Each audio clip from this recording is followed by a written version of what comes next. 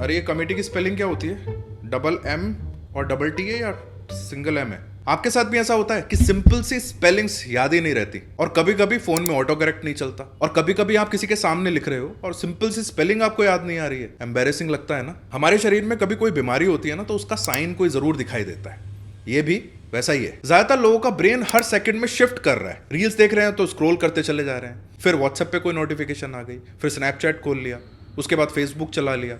ये जो constant distraction है, ये हमारी वर्किंग मेमोरी को खराब कर रहा है, और इसको बोलते हैं डिजिटल डिमेंशिया। कि ये जो मेमोरी की प्रॉब्लम हो रही है, ये स्क्रीन के एडिक्शन की वजह से हो रही है। देखिए, सिंपल तरीके से समझो कि अगर हम अपनी मसल्स को यूज नहीं करेंगे, ट्रेन नहीं करेंगे, तो ये मसल्स धीरे धीरे वीक होती चली जाएंगी। उसी तरह से ब्रेन का यूज कम होता चला जा रहा है, हम उसकी एक्सरसाइज नहीं कर रहे हैं। स्पेलिंग्स को ठीक करने के लिए ऑटो करेक्ट है, कुछ याद रखने के लिए फोन में रिमाइंडर्स हैं। पर्सन टू पर्सन हमने बात करना अब बहुत कम कर दिया है, लोगों से बात करना इरिटेटिंग लगता है। ये प्रॉब्लम भी बढ़ गई है, और इस आग में अब और घी डल रहा है कि अब पढ़ाई का काम, नोट्स लिखना, नए आइडियाज को सोचना, इस काम को चैट जीपीटी को दे दिया है। तो ये जो धीरे धीरे दिमाग का यूज थोड़ा कम होता चला जा रहा है, इसका होगा क्या? जब भी हम ब्रेन स्टॉर्मिंग करते हैं, मतलब कुछ आइडियाज सोचते हैं, कुछ क्रिएटिव करते हैं, मल्टीटास्किंग करते हैं, हमारा ब्रेन चेंज होता है, अडेप्ट होता है, नई चीजें सीखता है।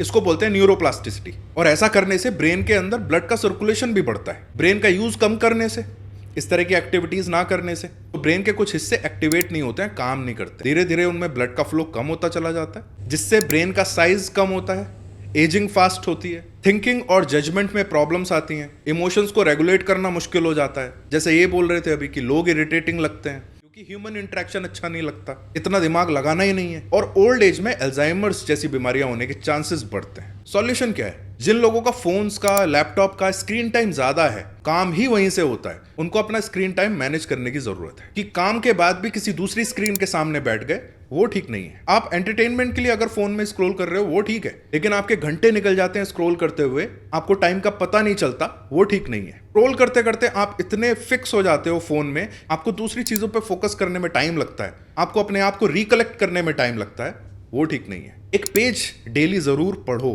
बुक से पढ़ो, वो एक्सरसाइज है आपके ब्रेन के लिए। और ब्रेन की एक्सरसाइजेस जो भी हैं वो करना जरूरी है। Creative activity, sports, music. ऐसा लगता होगा आपको कि इन सब का अब टाइम नहीं है, टाइम है, रियलाइज नहीं होता है क्योंकि वो टाइम स्क्रोलिंग ने ले लिया।